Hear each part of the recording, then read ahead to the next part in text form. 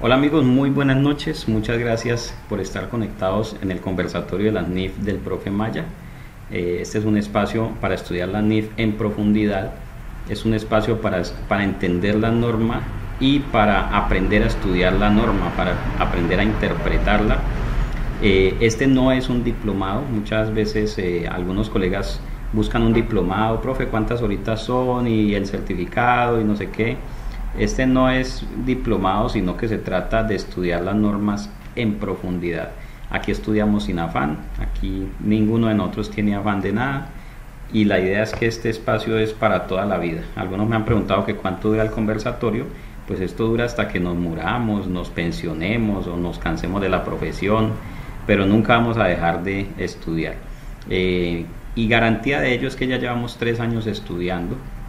Yo creo que hicimos como unas 22 sesiones de la NIF para pymes y hoy en esta sesión estamos iniciando nuevamente desde cero con un grupo renovado. Hay algunos pocos que vienen de meses y años anteriores y aún así, llevando ya tanto tiempo estudiando, saben de lo importante que es estar en permanente estudio y capacitación. Van a ser 2 horas semanales, siempre los lunes de 7 a 9, si es festivo se corre los martes. Ahí el amigo Jorge va a tener algunas diferencias por el tema de los feriados, pero entonces esa es la idea. Todos los lunes vamos a estar aquí conectados, es decir que vamos a tener 52 sesiones de 2 horas para estudiar en profundidad. No se afanen, no vayan a querer, digamos, llegar a instrumentos financieros de un día para otro. Vamos a ir en despacio para estudiar profundamente. Si algo les garantizo es que no hay un solo párrafo de la NIF para pymes que se vaya a quedar sin estudiar. Ya más adelante tendremos otros espacios. Dentro de los planes está que hagamos un diplomado. Obviamente para un diplomado pues vamos a hacer sesiones de 8 horas semanales, probablemente viernes y sábado, para que alcancemos a ver todos los temas en tal vez unos 2 meses y medio. Pero pues ese será otro espacio y obviamente ustedes como participantes del conversatorio van a tener un excelente descuento. Bueno, entonces este es el documento NIF para pymes año 2015, es el que estamos utilizando actualmente en todo el mundo. Una de las ventajas de estudiar las NIF es que si usted las aprende las puede estudiar y las puede aplicar en todo el mundo. Para el ejemplo está mi amigo Jorge. A Jorge lo vamos a tener de ejemplo para muchas cosas. Que desde allá, desde Ecuador, se conecta y estudia la misma norma que nosotros. Y a cualquier país donde usted vaya, va a estudiar la misma norma. Incluso en temas como el impuesto diferido, uno podría pensar que es muy propio de cada país, pero realmente si usted aprende la metodología del impuesto diferido, pues va a poder aplicarla en el país que sea y con la regulación fiscal que sea. ¿Ok? Entonces, la primera pregunta que les voy a hacer es, ¿usted este documento NIF para pymes 2015 lo tiene en sus archivos, en su computador, en su celular, en su tablet? ¿Lo tiene impreso encima de su escritorio? Este documento es, mejor dicho, la Biblia de las NIF, ¿ok? Estamos las NIF. Entonces, vale la pena y de una vez hagamos el ejercicio. Yo les voy a mostrar cómo descargar el documento NIF para pymes, porque no solamente es que lo tengan, felicito a los que tienen, a los que lo tienen, la mayoría lo tienen, pero es importante que usted sepa de dónde sale este documento y cómo estar pendiente de las actualizaciones. Entonces, por favor, tomen atenta nota de lo siguiente. Listo, entonces aquí www.ifrs.org y aquí dice Sign In. Si no tiene usuario, pues por aquí va a decir New User, Register Here. Perfecto, aquí ya estoy entonces en la página del IASB. Ok, ya tengo sesión iniciada y por aquí voy a poder encontrar en la parte inferior este menú, About Us, por aquí dice ISO Standards y por aquí hay Resources, por aquí debe haber traducciones. Vamos a ver los estándares emitidos y aquí hay un IFRS Translation. aquí debemos encontrar la NIF para pymes traducida al español. ¿Cómo trabajamos? Normas sin anexos e interpretaciones.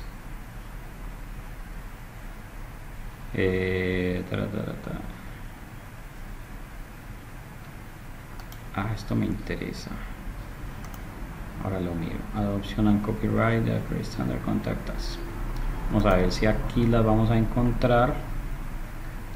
Y por aquí decir Spanish. Pero estas son las plenas, estas no son. Traditional, ok. Tengo que encontrarla. De esto, de todas maneras, tengo que hacerles un videito. Voy a hacer un video corto y lo subo a YouTube para que lo tengan también a mano de cómo descargar la norma. Full. Ok, aquí está. Entonces, ¿cómo fue el menú? A ver, repasemos el menú.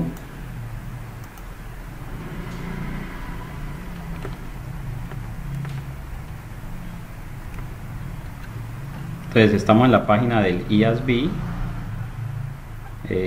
por aquí abajo y vamos a encontrar esta listica roja. Por aquí dice Issued Standards, que significa las normas emitidas.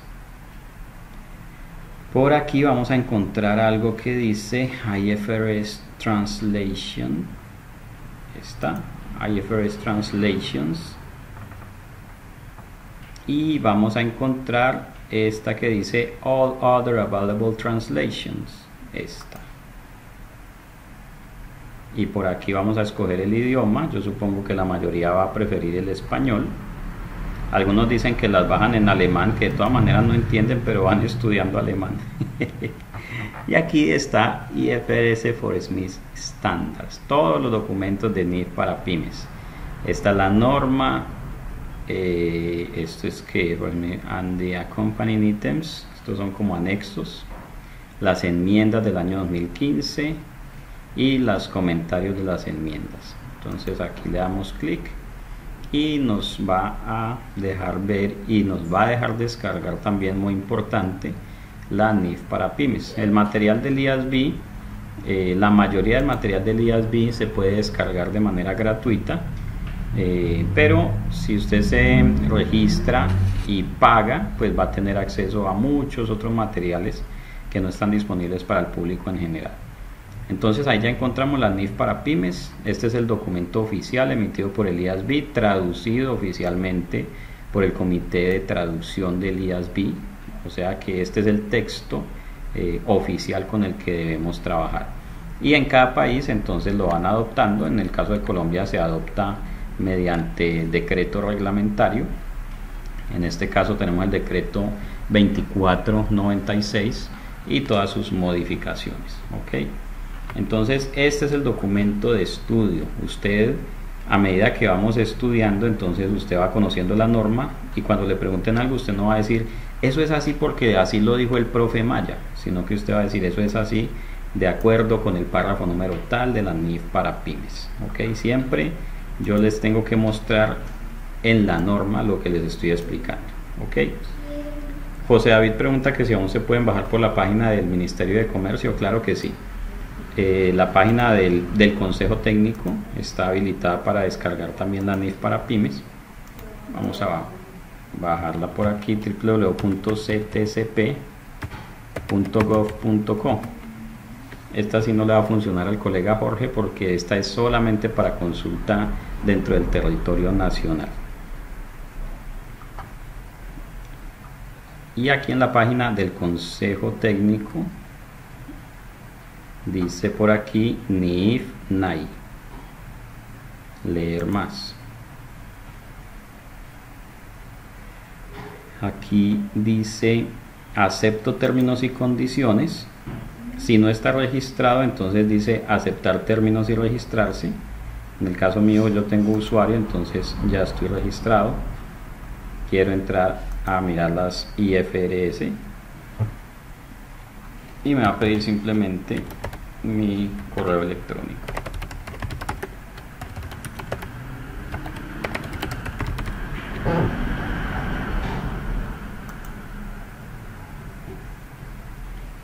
Y listo, aquí tenemos las normas plenas y pymes agrupadas por años. Aquí están las plenas, la parte A, la parte de documentos complementarios, las enmiendas y la NIF para pymes. 0 documentos por el año consultado 2012, pero por aquí sí debe haber como en el año 2015 más o menos. NIF para pymes no hay en el 2015, 2016,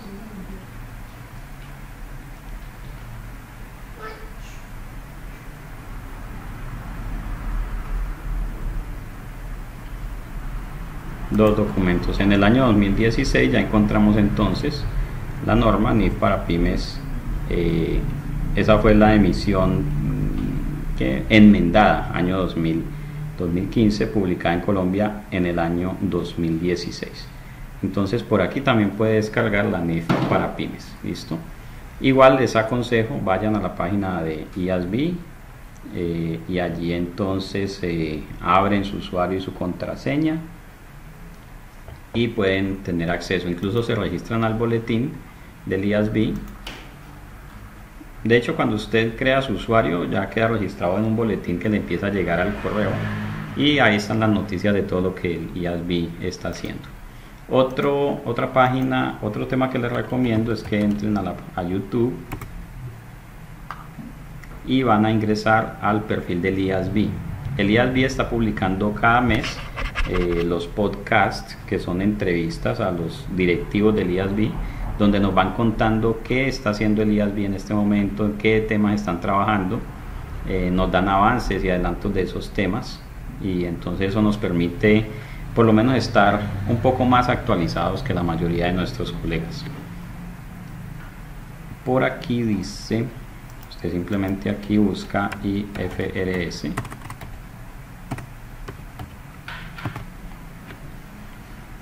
y aquí va a encontrar el canal del IASB, IFRS Foundation. Vean aquí,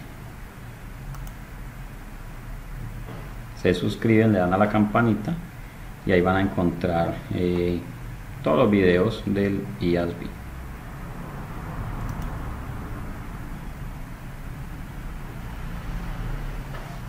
Entonces ustedes ven aquí, el IASB está publicando permanentemente contenido. El último es del 17 de febrero y pues este contenido también está en inglés, así que es bueno que vayan afinando el oído. A ver, vamos a ensayar esta herramienta que se supone que por aquí les digo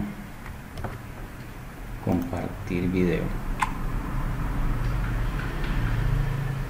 Hello and welcome to this podcast about the February 2020 meeting of the International Accounting Standards Board on the amendments to IFRS 17 project. Están hablando del proyecto de IFRS 17. La que habla es miembro del comité técnico. At the February 2020 meeting, the board continued its discussion of the technical matters raised by stakeholders when providing feedback on the amendments to IFRS. Y ahí está diciendo que en la primera reunión o en lo ocurrido en las reuniones del año 20 se reunieron para seguir analizando temas importantes de la implementación de la NIF 17, contratos de seguros y la retroalimentación con los usuarios y de las normas y los usuarios de los estados financieros. Entonces fíjese que usted allí se va manteniendo actualizado, ¿ok? Allí se va actualizando y eso le permite ir un paso más adelante. ¿Listo? Bueno, ahora verá que yo no sé cómo salir de aquí. Yo creo que si lo doy aquí, él se sale automáticamente. Perfecto.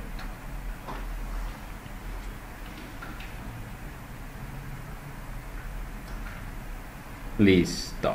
Ya volvemos aquí. Entonces, este es el documento que vamos a utilizar como base para el estudio de la NIF para pymes. ¿Listo? Hay algunos temas, colegas, y estos son, digamos, si le pido que anote algo, es porque es realmente importante. Yo no le voy a decir que se copie y no le va a decir que transcriba toda la norma, pero sí hay unos temitas o unos tips que yo le voy a ir dando y le serán muy útiles si los toma en cuenta. La norma, hay algunas cuestiones donde no permite interpretación. Hay algunas cuestiones donde la norma simplemente dice esto es así.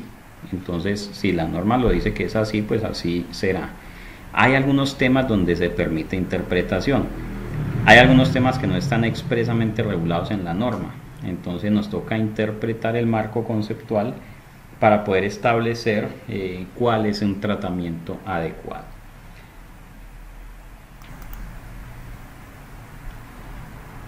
Se va a memorizar usted entonces estas dos paginitas que son el índice o la tabla de contenido, y esto le va a permitir tener a usted una ventaja en el mercado.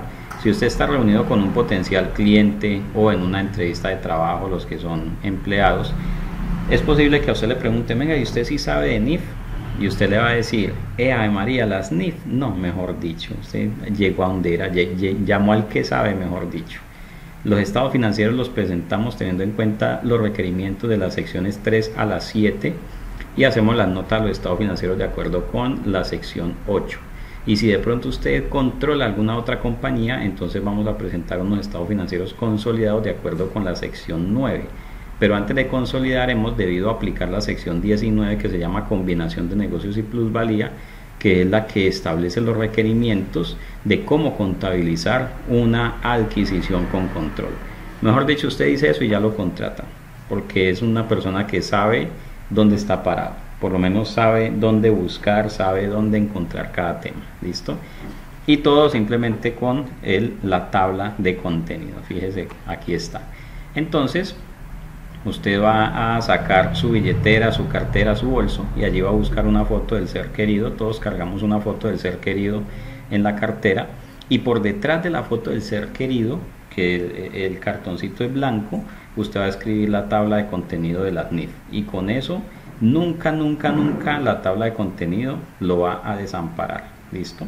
Y entonces mientras va para el trabajo, si usted va en el transporte público, saca la foto del ser querido, le da la vueltica y estudie esa tabla de contenido. Ese es el primer paso para que usted se convierta en una persona, en un contador que domina las NIF. Y usted sabe la ventaja competitiva que tiene un contador que domine las NIF. Está en una muy buena posición en el mercado. ¿Listo?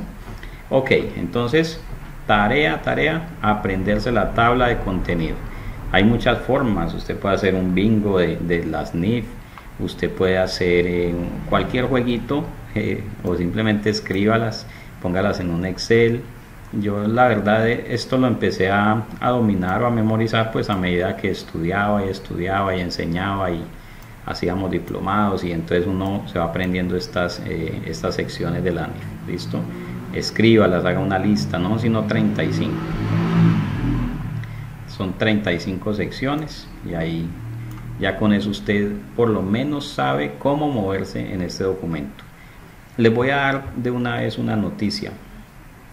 Claudia Marcela pregunta cómo puede descargar el documento. Lo vimos al inicio, justo antes de que te conectaras, supongo.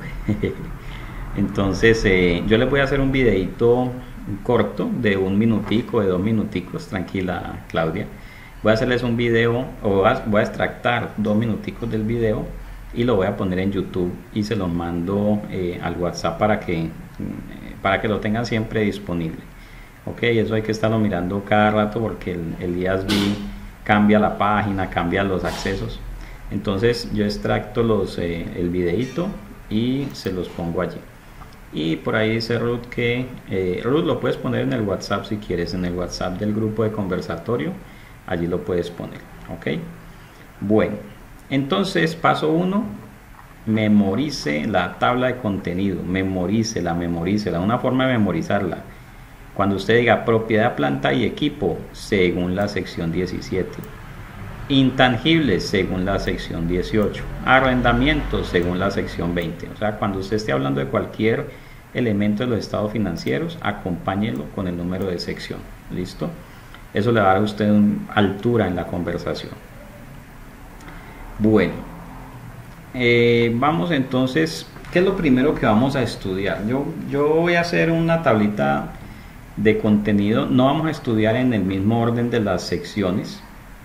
Realmente no es muy pedagógico ir en el orden de las secciones. Entonces voy a hacer una tablita para que ustedes sepan también el orden en el que vamos a ir estudiando y abordando cada sección. La idea es que si usted tiene dudas sobre la sección que estamos estudiando, pues las puede hacer. Si usted tiene una duda de algún tema distinto de lo que estamos estudiando, entonces le agradecería más bien que me lo escriba por el interno, por el WhatsApp personal, y con mucho gusto le puedo dar respuesta. Muchas gracias, Roy, por compartir. Bueno, vamos entonces a estudiar. Lo primero que vamos a estudiar, yo voy a obviar este tema de las pequeñas y medianas entidades. Este tema no lo vamos a estudiar en este ciclo. Esta discusión de sobre pequeñas y medianas entidades, pues no es una discusión que nos sea útil hacerla realmente, porque aquí en Colombia no se aplicaron las NIF para pymes porque se cumpla o no se cumpla esta sección 1. Aquí simplemente el gobierno dijo: todo el mundo aplique NIF, estos van a aplicar plenas, estos pyme, los de pyme pueden ir a plenas de manera voluntaria, etcétera. Entonces no le vamos a dar lectura a esa sección 1 porque pues no es un tema que nos vaya a agregar valor realmente a nosotros. Entonces vamos a empezar a estudiar el marco conceptual, que en pymes es la sección 2, conceptos y principios fundamentales, que es, digamos, la base fundamental, la base conceptual sobre la cual se desarrollan todo el contenido, todos los requerimientos de las NIF. Y antes de eso quiero dejarles esta idea clara de una vez. La NIF para pymes es un extracto de las NIF plenas. La NIF para pymes ha sido elaborada con base en las NIF plenas. Le han quitado algunos requerimientos, le han disminuido la cantidad y el rigor de ciertos procedimientos, pero sigue siendo basada en las NIF plenas. ¿Eso qué quiere decir? Que el marco conceptual de las NIF para pymes y el marco conceptual de las NIF plenas tienen semejanza, son semejantes, no en su redacción, pero sí en sus ideas principales. ¿Y eso a qué nos lleva a concluir? Que los requerimientos de las NIF para pymes se han elaborado pensando en lo mismo que los requerimientos de las NIF plenas. Por eso en algunas ocasiones, si algo no está en la NIF para pymes, lo consultamos en las NIF plenas. Y si en las NIF plenas hay requerimientos específicos que en las pymes no quedaron, o la norma guarda silencio, pues si vamos a interpretar o si vamos a emitir un concepto, entonces lo hacemos con base en las orientaciones de las NIF plenas. ¿Por qué? Porque ambas están basadas sobre el mismo marco conceptual. Esa es la razón. ¿Ok? En el tema de la aplicación de las NIF se han presentado muchos mitos. Hay mucha gente pues que tienen cierta reputación y muchas veces se creen que son los únicos que saben del tema, o amparados en que trabajan para alguna firma, pues dicen: no, es que eso es así porque nosotros decimos y ya. Pero esa no es la idea. La idea es que cada uno de nosotros, como profesionales de la contabilidad y con acceso a la norma, pues podamos llegar a alcanzar ese criterio, muchas veces para discutir incluso con el auditor, con el revisor fiscal, y poder llegar a posiciones mucho más acertadas en la aplicación de la NIF. Bueno, entonces amigos, vamos a estudiar la sección 2, principios, conceptos conceptos y principios fundamentales, es que se llama. Bueno, ok, aquí hay un prólogo que lo podemos saltar, lo pueden estudiar ustedes en sus ratos libres de 3 a 5 de la mañana. Y vamos a ir directamente a la sección número 2, conceptos y principios fundamentales. Bueno, tenga en cuenta, y le decía hace algunos minutos, las NIF para pymes hay algunos temas, y las NIF plenas también, donde simplemente la norma ordena, donde la norma dice: hágase así, hágase así. Angie pregunta que si les comparto el plan de estudio. Sí, claro. De todas maneras, no se angustien mucho por el cronograma. Yo les voy a mandar como más bien el orden en el cual vamos a estudiar, pero realmente ustedes van a notar que aquí vamos a ir muy despacio. Es posible que nos pasemos 2 horas hablando de un solo párrafo. Entonces pues nunca va a ser sorpresa, nunca va a ser como que ay, hoy se me ocurrió que estudiemos esto, no, siempre escogemos una sección y la vamos a ir estudiando en orden párrafo por párrafo. Lo que sí les voy a mandar es ese orden en que van a ir estudiándose las secciones. ¿Listo? Bueno, entonces, en la sección 2, conceptos y principios fundamentales. Les decía que la norma en algunas cuestiones ordena. En algunas cuestiones la norma dice, esto se va a hacer así. Una entidad hará esto de esta manera. En algunas otras ocasiones la norma dice, una entidad puede escoger entre estos requerimientos. Y en algunas otras ocasiones la norma lo que hace es prohibir. Una entidad no puede hacer tal cosa. Nosotros tenemos que ir aprendiendo a identificar cuándo es que la norma me está requiriendo algo, cuándo es que la norma me está dando alternativas y cuándo es que la norma me está prohibiendo algún tratamiento en particular. Ejemplos de ello: la norma dice, una entidad puede presentar un estado de resultados integral o puede presentar un estado de resultados separado y un estado del resultado integral separado. Ahí le están dando dos requerimientos.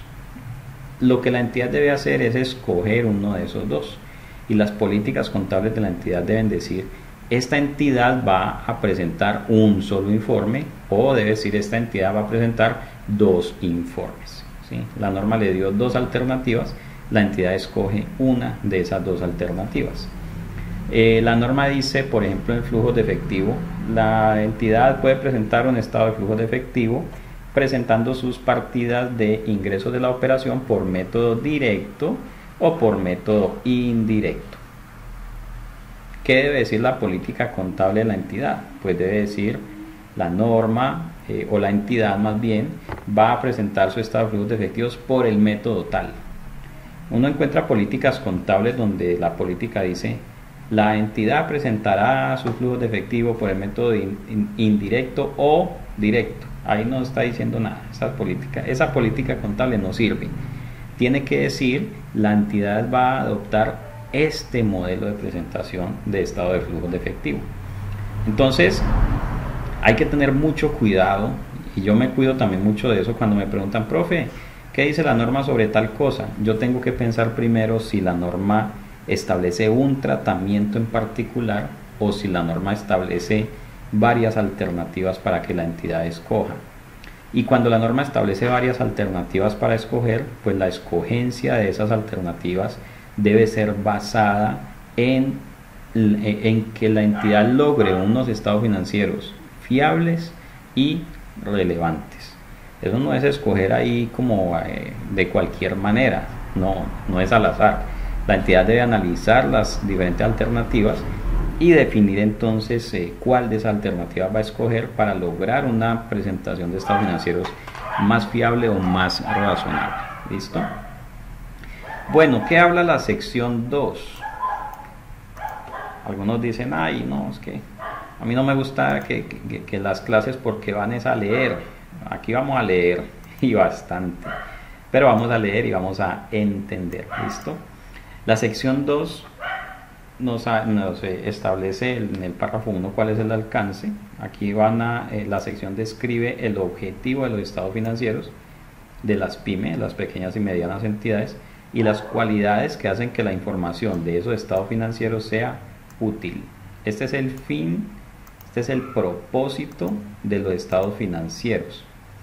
Si yo les preguntara a ustedes cuál es el propósito de los estados financieros, les aseguro que todos lo saben, porque todos en algún momento, ya fuera en la universidad o en la vida cotidiana, hemos aprendido para qué son los estados financieros y para qué en últimas es la contabilidad. Los estados financieros tienen unos objetivos básicos que se pueden resumir en dos ideas fundamentales, ¿sí? Si yo les preguntara a ustedes, amigos, ¿cuál es el objetivo de los estados financieros? ¿Ustedes qué dirían? ¿Que los estados financieros sirven para qué? A ver quién contesta por allí, quién estaba escribiendo. Ruth Pacheco desde Barranquilla.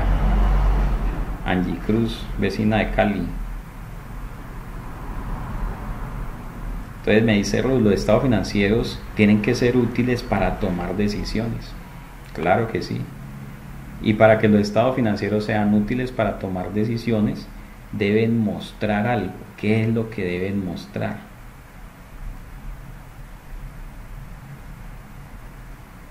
¿Qué será lo que deben mostrar los estados financieros para que sean útiles para la toma de decisiones? Muy bien, el colega Efren, Luz Marina, la realidad financiera, cifras razonables. Son útiles para reflejar la situación financiera real de la compañía, reflejan la realidad, proporcionan información fiable para la toma de decisiones. Ahí está resumido el objetivo de los estados financieros. Y esto, mire que esto lo sabemos y lo tenemos en la cabeza, pero muchas veces en el día a día o en el momento de tomar la decisión importante, esto lo pasamos por alto. Y estoy hablando de lo siguiente: usted pudo haber hecho un proceso contable espectacular durante todo el año, tiene listo el cierre contable y resulta que las utilidades anuales le están dando 800 millones de pesos, con lo cual habría que pagar, bueno, no hablemos de pagar impuestos, digamos que las utilidades le están dando 800 millones de pesos, pero la entidad está ilíquida, la entidad no tiene plata para repartir porque hizo unas inversiones importantes, pero las utilidades están ahí, están dadas. Entonces la gerencia le dice, venga, hagamos algo. Pues nosotros no tenemos plata para repartir ahorita, necesitamos liquidez para operar, entonces hagamos una provisión. Como este año hubo buenas utilidades, hagamos una provisión porque yo veo que el otro año va a ser muy difícil. Y entonces muchas veces la gerencia quiere eso, quiere bajar las utilidades, por ejemplo, para repartir menos. Y entonces se echa a perder todo el trabajo del contador. Usted como contador se esmeró por mostrar unos resultados que dieran fe de lo que sucedió durante el año, unos resultados que mostraran la realidad financiera de la compañía, pero la gerencia quiere mostrar menos utilidades. Ahí, en ese, mejor dicho, en esos 2 minutos es donde usted tiene que sacar su casta como contador. Y usted le tiene que decir a la gerencia, no señor, las utilidades del periodo fueron 800 y no las podemos bajar vía provisiones, a menos que usted me demuestre que realmente tiene una provisión. Usted tiene un pasivo, una obligación presente derivada de hechos pasados, a raíz de las cuales en el futuro nos toque desprendernos de beneficios económicos. Muéstreme a ver cuál es esa obligación. Si él le dice, no, es que de pronto el otro año cae, se inunda esto, cae un huracán, de pronto el otro año hay un terremoto y se nos cae la bodega, o qué tal que haya un incendio y se queme todo, o qué tal que el próximo año los clientes no paguen, entonces hagamos una provisión de una vez. Usted le tiene que decir, no señor.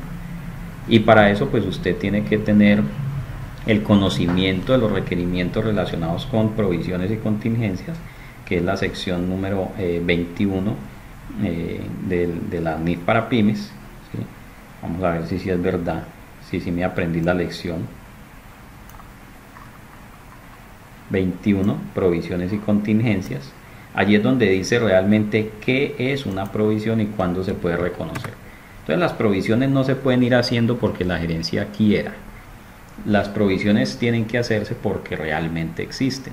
Allí es donde usted como contador, o es el papel suyo, muchas veces malinterpretado, el papel suyo es velar porque los estados financieros presenten la realidad financiera de los negocios. ¿Ok? El trabajo suyo no es buscar papelitos, archivar los RUT, escanear factura. Eso no es trabajo suyo, colega. Usted para eso pida auxiliares, pida analistas, pida asistentes. El trabajo suyo no es ese. El trabajo suyo es velar porque los estados financieros muestren la realidad financiera de los negocios. En eso se resume el objetivo de los estados financieros. Y además para eso hay una promesa. ¿Usted sí sabe para dónde se van los contadores buenos cuando fallecen? ¿Y para dónde van los contadores malos? Mucho ojo con eso, colega. Cuando los contadores buenos fallecen, se van para el paraíso fiscal.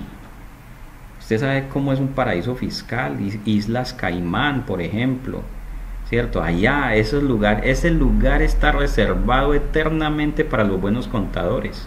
El paraíso fiscal, no hay exógena. En el paraíso fiscal no hay que pedir el RUT.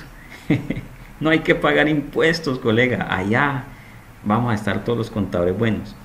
En cambio, los contadores malos están condenados a vivir eternamente en un modelo como el colombiano, a luchar con el muisca, a hacer exógenas.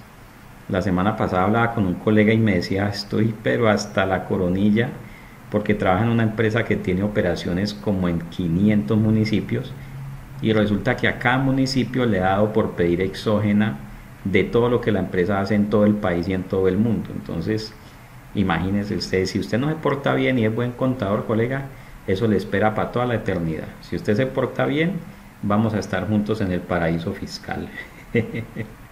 Por lo menos la participación en el conversatorio es una indulgencia para llegar al paraíso fiscal. Bueno, entonces, nunca se nos puede olvidar esto, mire. Nuestro trabajo diario tiene que estar orientado o tiene que estar enmarcado en lograr que los estados financieros de la compañía presenten la realidad financiera y sean útiles para la toma de decisiones. Para eso es que nosotros trabajamos, para eso es que nosotros asesoramos una compañía, mejor dicho, para eso es que nos contratan, ¿ok? Y nunca se nos puede olvidar esto, no importa qué sección de la NIF para pymes estemos trabajando, siempre vamos a hablar de la realidad financiera y siempre vamos a hablar de que los estados financieros presenten, muestren esa realidad y sirvan para como base para la toma de decisiones. ¿Listo? Bueno, todo eso que acabamos de hablar está aquí en los párrafos siguientes. El objetivo de los estados financieros de una pyme es proporcionar información sobre la situación financiera, el rendimiento y los flujos de efectivo de la entidad, que sea útil para la toma de decisiones económicas de una amplia gama de usuarios de los estados financieros y, ojo, que no están en condiciones de exigir informes a la medida de sus necesidades específicas de información. Y aquí entonces viene un tema bien interesante. Les pregunto a ustedes, ¿será que la gerencia, el gerente general, es un usuario de la información financiera? ¿Qué opina el público? ¿Será que el gerente general es un usuario de la información financiera?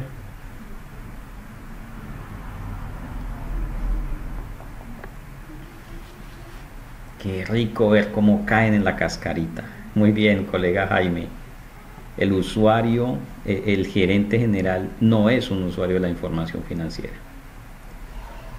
La junta directiva no es un usuario de la información financiera. El revisor fiscal no es un usuario de la información financiera. El contador no es un usuario de la información financiera. El contador, la gerencia, el director financiero son los preparadores de la información financiera. Incluso la junta directiva es preparador de información financiera, no usuario, porque la junta directiva contrata al gerente y el gerente contrata al contador y entre todos son responsables de que los estados financieros digan la verdad. El revisor fiscal tampoco es usuario, porque el revisor fiscal, en lugar de ser usuario, es una figura que vela porque los estados financieros o porque más bien la entidad cumpla las normas y los estatutos. No es un usuario de la información financiera. Y la clave de todo esto está aquí, fíjese. La clave de esto está aquí. Los que son usuarios de la información financiera según la NIF son aquellos que no, ojo, que no están en condiciones de exigir informes a la medida. Los que no están en condiciones de exigir informes a la medida, esos son usuarios de la información. Un auditor externo tampoco es usuario, porque un auditor externo sí puede solicitar información a medida. Cuando contratan un auditor, al auditor le dan las llaves de los estados financieros. Al auditor incluso le abren un usuario para que consulte el software.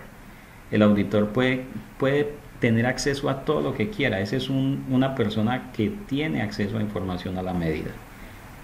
¿Quiénes son entonces los que no tienen acceso a esa información? Primero, los que están más cerquita ahí son los socios minoritarios que no participan en la administración de la sociedad. Ese es el primer usuario de la información financiera. Yo soy dueño del 2% de la compañía, por ejemplo. Yo como dueño del 2% y no tengo un cargo directivo, no soy miembro de junta, ni soy el gerente, ni soy el director financiero, no soy nadie. Yo no puedo ir a la compañía a pedir información cuando quiera y a la medida que yo necesite. Entonces yo me convierto en un usuario de la información financiera. Soy un cualquiera que tengo que esperar a que los estados financieros sean publicados para poder conocer cómo le fue a la compañía y cuál es su situación financiera. Mientras que el gerente no tiene que esperar la publicación de estados financieros. De hecho, pues el gerente es el que los hace, o el que los publica, el que los presenta. El gerente puede el 17 o el 25 de septiembre, que es el día más especial del año, el gerente puede pedirle al contador: muéstrame cómo van los ingresos, cómo van nuestros costos de venta, qué ha pasado, el presupuesto se cumple o no. Entonces, los estados financieros son pensados para los que están afuera de la compañía, no para el gerente, ni para la junta, ni para el revisor fiscal, ni para el auditor. Para los usuarios, aquellos que tienen que confiar en los estados financieros. ¿Listo? Hace algunos días hablaba con una persona que era miembro de junta directiva de una compañía, luego la adquirieron y entonces se convirtió en gerente general. Y ella me decía: mira, como miembro de junta directiva yo nunca revisaba los estados financieros, simplemente me los traían dictaminados por un revisor fiscal y me decían que estaban buenos. Ahora que soy gerente me doy cuenta de lo malos que están. Entonces allí fallan varias cosas, ¿sí? Si bien es cierto, el miembro de junta directiva no tiene por qué saber de contabilidad y no tiene por qué ponerse a hacer la auditoría, realmente el miembro de junta directiva sí debería poder confiar en que los estados financieros están buenos, porque se supone que vienen certificados y dictaminados por un gerente y un contador y revisados por un revisor fiscal. Entonces el miembro de junta simplemente parte de allí para tomar decisiones de negocios, y de hecho todo lo que pregunta se supone que le dan la respuesta adecuada. Pero en últimas no es un usuario de la información, porque el miembro de junta directiva puede llegar cualquier día y a cualquier hora a solicitar información a medida, ¿ok? Entonces los estados financieros están pensados para gente que está afuera de la compañía, que no tiene injerencia en la administración del negocio. Esos son los verdaderos usuarios. Bueno, los estados financieros muestran también resultados de la administración llevada a cabo por la gerencia, dan cuenta de la responsabilidad en la gestión de recursos confiados a la misma. La norma habla de la gerencia, entiéndase la gerencia como el órgano de administración de la entidad. Cuando hay junta directiva, esta gerencia es incluso la junta directiva, no es la figura de la persona del gerente, es más bien todo el organismo que administra la compañía. ¿Ok? Muy bien. Características cualitativas de la información financiera, de los estados financieros. Estas características cualitativas son las características con las cuales se debe revestir los estados financieros. Son las características con las cuales los estados financieros deben estar dotados.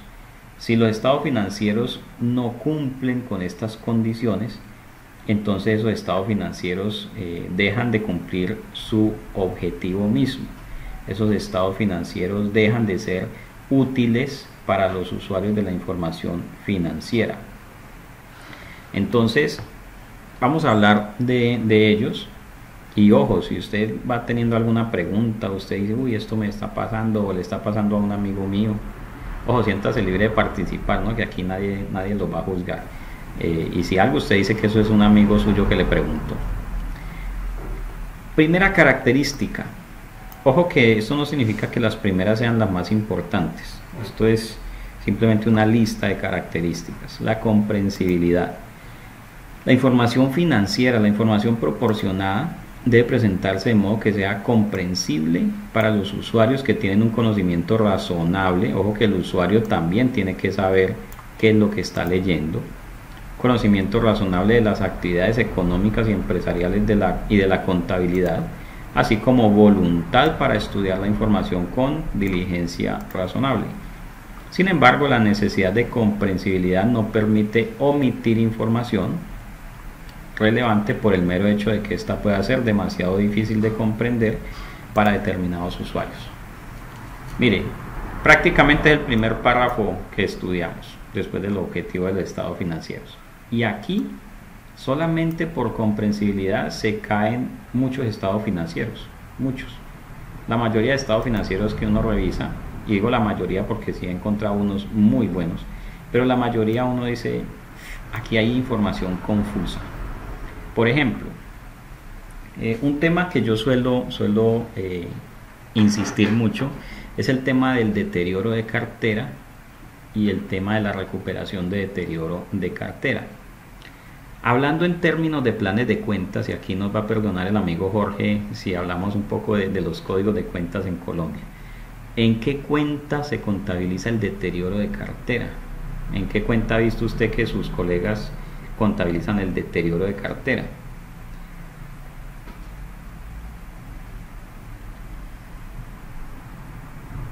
Cuentas de resultados, esa es la cuenta del activo, Luz Marina. ¿En qué cuentas de resultados se suele contabilizar el deterioro de cartera? A ver, que yo creo que todos vamos a estar de acuerdo en que por allá en esa cuenta es que lo están llevando. Entonces usted dice gasto por o pérdida por deterioro de cartera. Entonces dicen cuenta 53, que vienen siendo como gastos, gastos ¿qué? ¿Cómo se llama la 53? Otros gastos. Por aquí me dice Angie que a la cuenta 51 gastos administrativos. Entonces uno encuentra es que 53, 95, 95, 95, 95, 95, 95, 95, 01. Por allá, como escondido, ¿cierto? Como en el último rincón, dentro de los otros, dentro de los varios, dentro de los diversos. Y cuando tiene usted recuperación de cartera deteriorada, cuando usted había deteriorado la cartera y luego el cliente le paga, ¿a dónde suele uno encontrar esas recuperaciones de deterioro?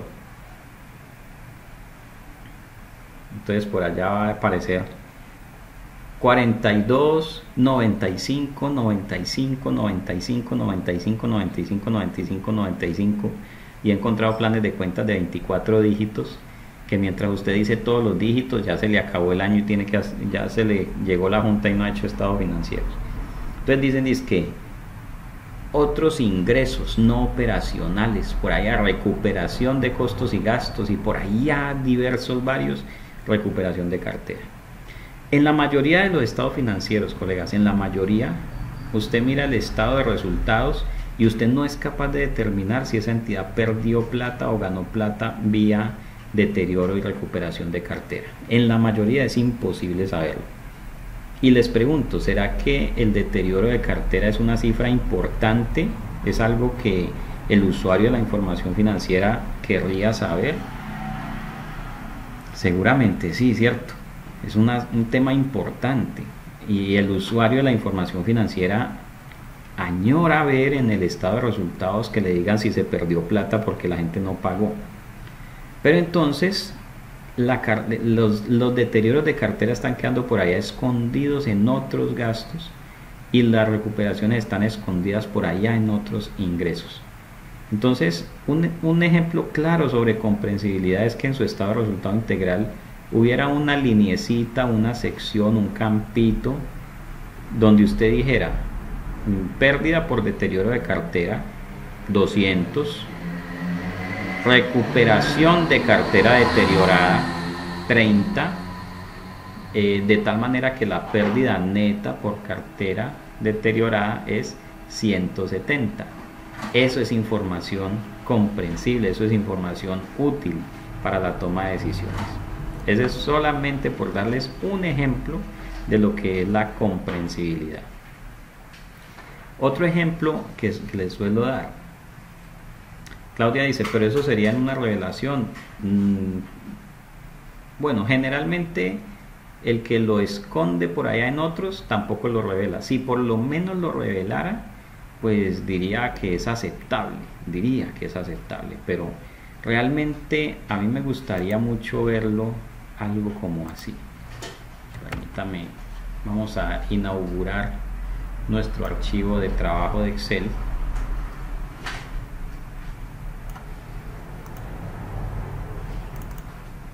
...2020-0302...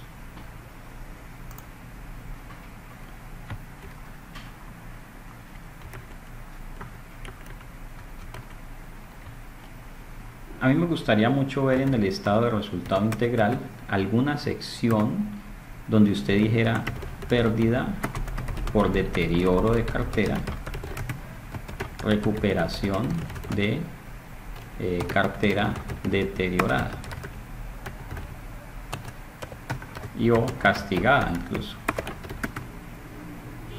Entonces que usted dijera, por ejemplo, mire, este año se nos deterioraron 120 en cartera, pero logramos recuperar cartera deteriorada de años anteriores por valor de 70, y entonces esto le va a dar aquí un pequeño subtotal, ¿sí? Pérdida neta por cartera. Aquí usted está dando un dato importante, un dato útil, ¿sí? Y esto en el mismo cuerpo del estado de resultados, ¿sí? En el cuerpo del informe, estamos diciendo, en el cuerpo del informe estamos diciendo que tenemos este dato, ¿sí? Claudia dice, ¿sí? ¿Qué pasa si es de un periodo a otro? ¿Cómo se evidencia? Mire, esta pérdida por deterioro es la que usted hace al cierre del año. Usted dice, al cierre del año mi cartera no recuperable es de tanto, y el deterioro estaba en tanto, entonces tengo que ajustarla en 120 y esto lo lleva a resultados. Pero durante el año usted recuperó 70 de esa misma o de años anteriores. Entonces usted neto por cartera perdió 50. Estos dos datos deben ir junticos, deben ir ahí de la mano. Pero si usted esto lo pone dentro de un total que se llama otros gastos no operacionales, y no es 120 no 135, y esto quedó por allá en otros ingresos no operacionales por 82, y esto nunca lo pone, y esto nunca lo puso en ninguna parte. Entonces eso ahí ya no dice nada, dice que otros. Hay algunos que son adictos a los otros, ¿sí? Entonces nada, aquí vea clarito, se dice clarito, deterioro de cartera 120, recuperación 70, perdimos 50 por cartera. Dice por acá, igual se presenta comparativo, claro, usted dice aquí 2019, 2018, todas las cifras son comparativas. Y dice Diana, profe, aunque en las notas debe ir reflejado. Bueno, ese tema de las notas, que también lo vamos a estudiar, sección 8 de la NIF para pymes, las notas, digamos, las notas no se pueden convertir en la olla donde meto todo, ¿sí? Algunos han dicho, mire, las notas, todo lo va a poner en notas. Pues sí, pero eso no quiere decir que su estado de resultado integral no merezca ser claro, porque pues hay algunos que hacen unos estados de resultados que realmente resultan muy confusos, y aunque luego quieran aclarar en notas, pues digamos no fue útil. Si el usuario no ve unos informes claros, tampoco va a querer ir a ver las notas. Pero si el estado de resultados suyo y el estado de situación financiera son informes claros, son informes que antojan a la lectura, seguramente sus notas van a ser bastante útiles. Pero si desde aquí esto no es claro, el usuario no le va a dar ganas siquiera de ir a ver las notas. Por aquí me dice José David, curiosidad, ¿la cartera castigada debe salir en el estado de situación financiera? No.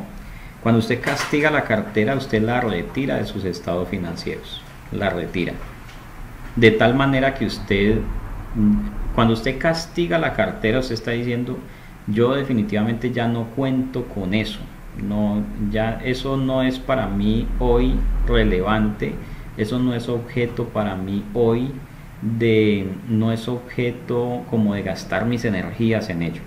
Igual usted se la pasa al abogado y le dice, cobre ahí lo que pueda, hermano, con toda, hágale, embargue, ¿cierto? Secuestre bienes. Pero deja de ser objeto mismo de la devoción de los estados financieros, ¿sí?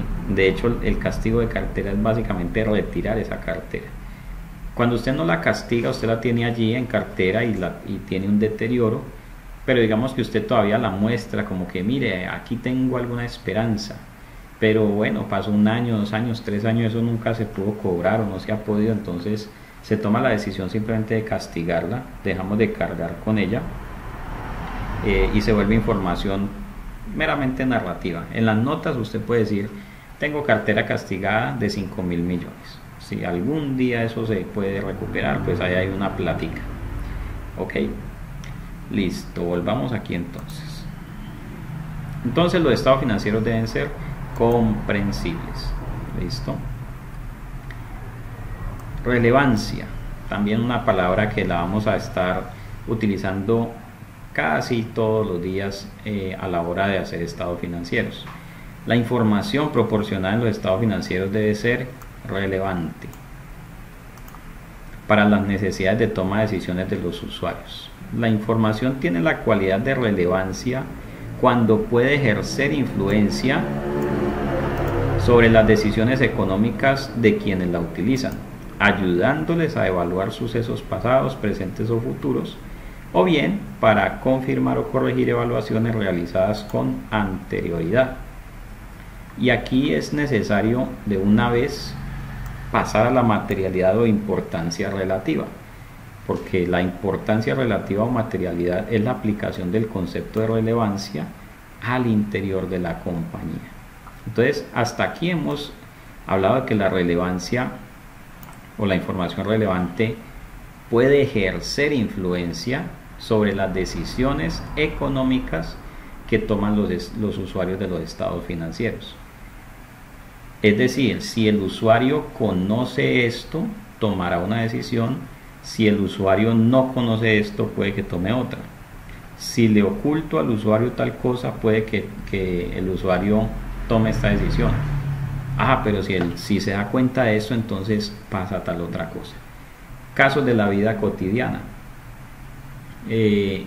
Señor contador, venga, contador, conta, hágame un favor. Lo que pasa es que necesito tener un endeudamiento inferior al 80% para poder que me contraten para tal proyecto. Entonces, mire que ahí le están diciendo que la información sobre el endeudamiento es una información relevante, porque de ello depende la decisión que tome un tercero. Me contratan o no me contratan con base en mi endeudamiento. Puede ser también que estemos pidiendo un crédito al banco y entonces el banco nos diga, usted tiene muy poquitas utilidades, entonces no le presto. Entonces el gerente o la junta viene entonces el contable y le dicen, venga, colabórenos, ayúdenos a mostrar un poquito más de utilidades para que el banco nos preste. Entonces fíjese cómo allí la información que estamos brindando influye en la decisión que toma un tercero de prestar o no prestar plata. Eso se vuelve información relevante, compañeros. ¿Listo? Materialidad o importancia relativa. La información es material y por ello es relevante. Ojo, si su omisión o presentación errónea pueden influir en las decisiones económicas que los usuarios toman a partir de los estados financieros. La materialidad o importancia relativa depende de la magnitud y la naturaleza de la omisión. O sea que en algunas ocasiones es cuánta plata es, pero en otras ocasiones no es la plata, sino lo que significa esa información. ¿Listo?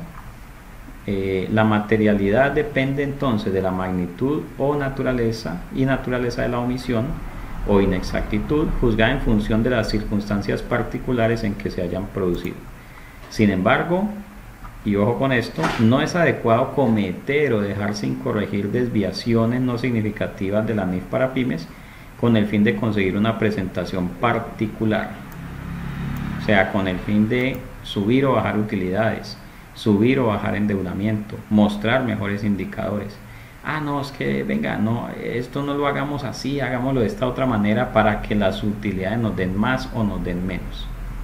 ¿Listo? Eso no es, dice la norma, no es adecuado. Y ojo que la NIF para pymes no está hecha para juzgar a nadie. El que juzga es el que evalúa luego los estados financieros. ¿Listo? Bueno, entonces la importancia relativa o materialidad siempre la vamos a estar evaluando también, ¿ok? Y de ahí se va a desprender un principio que lo vamos a ver muy pronto. Una vez pasemos por el marco conceptual, vamos a estudiar la sección 10 de políticas contables y allí vamos a estar hablando de cómo seleccionar las políticas y nos vamos a dar cuenta que muchas veces le ponemos un filtro de materialidad y entonces la aplicación es distinta cuando analizamos la materialidad o la inmaterialidad de ciertos asuntos. Por ejemplo, si yo a mis hijos, yo tengo dos hijos, uno de 8 años y una niña de 6, yo les digo, por ejemplo, no consumamos azúcar en exceso porque el azúcar es mala, el azúcar es mala para el organismo. Y entonces ellos van aprendiendo como principio de vida que el dulce es malo para sus organismos. Pero de vez en cuando pues uno va a una fiestica y le dan un pedacito de torta y se la come. O de vez en cuando usted se antoja de un dulcecito, de un mecato, se lo come. ¿Por qué? Porque el principio general es no comemos dulce, no comemos mecato. Pero hay algunas ocasiones en que la situación es inmaterial, no pasa nada si comemos mecato. Lo mismo pasa con las normas. Las normas tienen muchos requerimientos que por regla general se deben cumplir. Pero en algunas ocasiones llegamos a la conclusión de que el cumplir esa norma o ese requerimiento en una situación particular es un asunto totalmente irrelevante. Entonces ahí decidimos no cumplir la norma. Y con esto que les estoy diciendo, que usted a voluntad puede decidir en algunas ocasiones no cumplir la norma, siempre y cuando sean asuntos irrelevantes en cuantía y en naturaleza. ¿Listo? Bueno, colegas, vamos llegando al final de nuestra primera sesión el día de hoy. Esta es la metodología que vamos a seguir utilizando. Mire que vamos sin afán, hemos estudiado 6 parrafitos del marco conceptual. Muchas veces cuando usted hace un diplomado, el marco conceptual se lo dan todo completico como en 2 horas o en hora y media, ¿cierto? Eso es base el marco conceptual a los estudiantes.